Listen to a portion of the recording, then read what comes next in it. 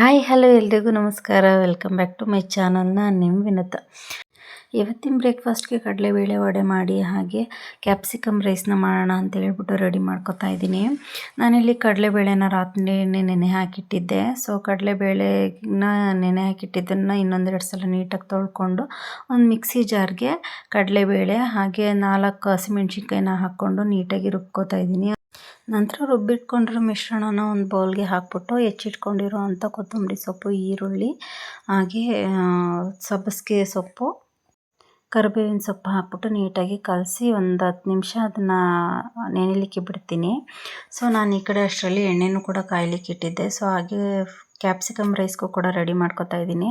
Capsicum ರೈಸ್ಗೆ ಎಣ್ಣೆ, ಜೀರಿಗೆ, ಸಾಸಿವೆ ಹಾಗೆ ಕಡಲೆ ಬೀಜ ಹಾಗೆ ಉದ್ದಿನಬೇಳೆ, ಕಡಲೆಬೇಳೆ, ಕರಿಬೇವಿನ ಸೊಪ್ಪು, ಹಸಿಮೆಣ್ಸಿನ್ಕಾಯಿ ಹಾಗೆ ಹೆಚ್ಚಿಟ್ಕೊಂಡಿರೋ ಅಂಥ ಈರುಳ್ಳಿನ ಹಾಕ್ಬಿಟ್ಟು ಇಲ್ಲಿ ನೀಟಾಗಿ ನಾನು ಸ್ವಲ್ಪ ಹೊತ್ತು ಫ್ರೈ ಮಾಡ್ಕೊತೀನಿ. ಫ್ರೈ ಮಾಡ್ಕೊಂಡ ನಂತರ ಇದಕ್ಕೆ ನಾನು ಉದ್ದುದ್ದಿಗೆ ಹೆಚ್ಕೊಂಡಿರೋ ಅಂಥ ಕ್ಯಾಪ್ಸಿಕಮ್ನು ಕೂಡ ಆ್ಯಡ್ ಮಾಡ್ತಾಯಿದ್ದೀನಿ. ಆ್ಯಡ್ ಮಾಡಿ ಸ್ವಲ್ಪ ರುಚಿಗೆ ತಕ್ಕಷ್ಟು ಉಪ್ಪನ್ನ ಹಾಕ್ಬಿಟ್ಟು ನಾನಿಲ್ಲಿ ಇದನ್ನು ಲೋ ಫ್ಲೇಮಲ್ಲಿ ಇಟ್ಬಿಟ್ಟು ನಾನು ಇದನ್ನು ಬೇಯಲಿಕ್ಕೆ ಬಿಡ್ತೀನಿ. ನೋಡಿ, ಒಂದು 5 ನಿಮಿಷ ನಾನು ಲೋ ಫ್ಲೇಮಲ್ಲಿ ಬೇಯಿಸ್ಕೊಂಡಿದ್ದೀನಿ. ಬೇಯಿಸ್ಕೊಂಡ ನಂತರ ನಾನು ಇದಕ್ಕೆ 1/2 ಟೇಬಲ್ ಸ್ಪೂನಷ್ಟು ಅರಿಶಿನ ಪುಡಿ ಹಾಗೆ ಹೆಚ್ಚಿಟ್ಕೊಂಡಿರೋಂಥ ಕೊತ್ತಂಬರಿ ಸೊಪ್ಪು ಹಾಗೆ ನಿಂಬೆಹಣ್ಣು ಕೂಡ ನಾನಿಲ್ಲಿ ಹಿಂಡ್ಕೊತಾ ಇದ್ದೀನಿ. ಹಾಗೆ ಇದನ್ನು ಚೆನ್ನಾಗಿ ಮಿಕ್ಸ್ ಮಾಡಿಕೊಂಡ್ರೆ ಕ್ಯಾಪ್ಸಿಕಮ್ ಗೊಜ್ಜು ರೆಡಿಯಾಗಿ ಹೋಗುತ್ತೆ. ಕ್ಯಾಪ್ಸಿಕಮ್ ಗೊಜ್ಜು ರೆಡಿ ಆಗೋಷ್ಟರಲ್ಲಿ ಈ ಕಡೆ ಎಣ್ಣೆ ಕೂಡ ಕಾದಿತ್ತು. ನಾನಿಲ್ಲಿ ಕಡಲೆಬೇಳೆನ ಮಿಕ್ಸಿ ಮಾಡಿಟ್ಕೊಂಡು ಕಲಸಿಟ್ಕೊಂಡಿದ್ನಲ್ಲ 10 ನಿಮಿಷ ನೆನೆಲಿಕ್ಕೆ ಅಂತ ಹೇಳ್ಬಿಟ್ಟು ಅದನ್ನು ಇವಾಗ ಕೈಯಲ್ಲಿ ಈ ಥರ ತಟ್ಕೊಂಡ್ಬಿಟ್ಟು ರೌಂಡಾಗಿ ಎಣ್ಣೆಲಿ ಹಾಕ್ತಾಯಿದ್ದೀನಿ. ಇದನ್ನು ಮೀಡಿಯಮ್ ಫ್ಲೇಮಲ್ಲಿ ಇಟ್ಕೊಂಡು ಬೇಯಿಸ್ಕೋಬೇಕು. ನೋಡಿ, ಈ ರೀತಿ ಗೋಲ್ಡನ್ ಕಲರ್ ಬರಬೇಕು.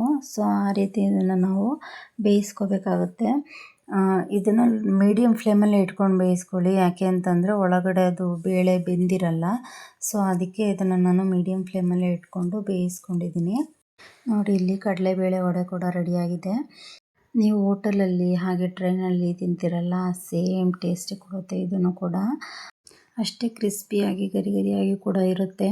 ನೋಡಿ, ನಾನಿಲ್ಲಿ ಕ್ಯಾಪ್ಸಿಕಮ್ ಗೊಜ್ಜಿಗೆ ರೈಸ್ ಕೂಡ ಮಿಕ್ಸ್ ಮಾಡಿ ಇಟ್ಕೊಂಡಿದ್ದೀನಿ. ಇವತ್ತು ಅಣ್ಣ ಕೂಡ ಬಂದಿದ್ದರು.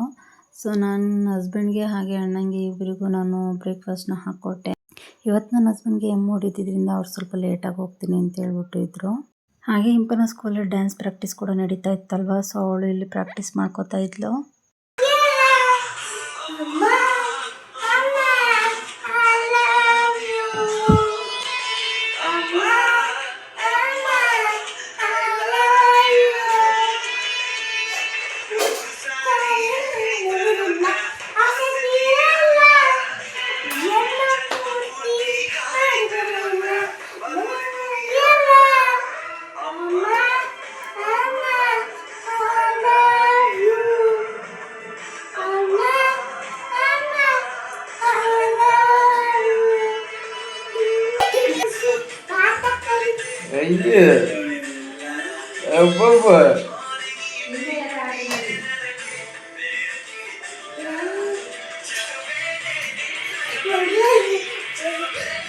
ಮೊದಲ ವೀರ ಬಾಳು ಕಲಿಸಿದ ಸಲಹೆಗಾರ ಕೋಮಲ ನಿನ್ನ ಹೋಲೋ ಕರ್ಣ ಯಾರಿಲ್ಲ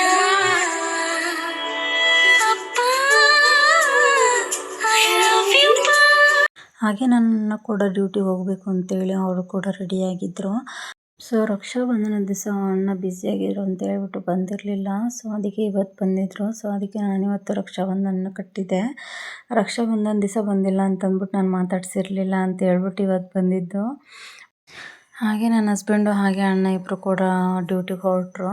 ಹಾಗೆ ನಾನಿಲ್ಲಿ ಸ್ವಲ್ಪ ಕಾಫಿ ಕುಡ್ಕೊಳ್ಳೋಣ ಅಂತ ಹೇಳ್ಬಿಟ್ಟು ಹೊರಗಡೆ ವ್ಯೂ ನೋಡಿಕೊಂಡು ಹಾಗೆ ನಾನಿಲ್ಲಿ ಮನೆ ಕೆಲಸ ಎಲ್ಲ ಮಾಡಿಕೊಂಡು ನಂತರ ನಾನು ದೇವ್ರ ಪೂಜೆ ಕೂಡ ರೆಡಿ ಮಾಡ್ಕೊತಾ ಇದ್ದೀನಿ. ಪೂಜೆನೂ ಕೂಡ ಮಾಡ್ಕೊಂಬಿಡೋಣ ಅಂತ ಹೇಳ್ಬಿಟ್ಟು, ಯಾಕೆಂದರೆ ನನಗೊಂದು ಸ್ಯಾರಿ ಕುಚ್ಚು ಕಟ್ಟೋದಿತ್ತು. ಸೊ ಅದಕ್ಕೆ ಟೈಮ್ ಆಗೋಲ್ಲ ಅಂತ ಹೇಳ್ಬಿಟ್ಟು ನಾನಿಲ್ಲಿ ಇವತ್ತೇ ಕೊಡಬೇಕಿತ್ತು ಅವ್ರಿಗೆ ಅಂತ ಹೇಳ್ಬಿಟ್ಟು ನಾನಿಲ್ಲಿ ಪೂಜೆನೂ ಕೂಡ ಮಾಡಿಕೊಂಡೆ. ಹಾಗೆ ಬ್ರೇಕ್ಫಾಸ್ಟ್ಗೆ ಅಂತ ಹೇಳ್ಬಿಟ್ಟು ಕ್ಯಾಪ್ಸಿಕಮ್ ರೈಸ್ ವಡೆ ಮಾಡಿದ್ದಲ್ವ.